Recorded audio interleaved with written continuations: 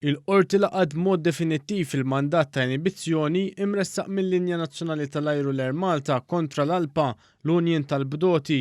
Fid-deċiżjoni tagħha l-Primawla tal-Qorti Ċivili kkonfermat il-protezzjoni legali tad-drittijiet tal-Air Malta fil-konfront tal-ALPA u għalhekk waqfet lill-Assoċjazzjoni tal-Piloti milli tord nazzjonijiet industrijali fil-kumpanija. Fil-bidu tax-xahar l-ALPA ordnat li l-Bdoti jittardjaw it-tluq tat-titjiriet nofsija wara li l-Gvern ma laqqax it-talba tagħha għal skemi tal-irtirar kmieni li magħha kien hemm marbut ħlas ta' 700,000 euro għal kull bdott anke jekk il-kumpanija tfalli.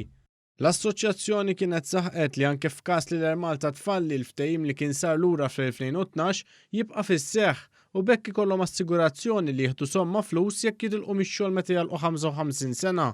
L-Air Malta wieġbet li l-ALPA naqset milli tonnora l-ftehim kollettiv qabel ordnat l-azzjonijiet. Dan fil-waqt li tenniet l-azzjonijiet kienu legali minħabba li ma kienx hemm kwistjonijiet pendenti mal-piloti.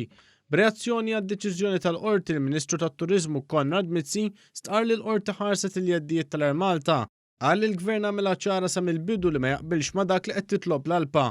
Il-Ministru Mizzi ħeġġeġ li żewġ naħat biex ipoġġu bil-qiegħda flimkien u jiddiskutu l-kwistjonijiet pendenti u qal li la darba jkun hemm qbil jitħabbar programm ta' tkabbir u investiment għall-Air Malta.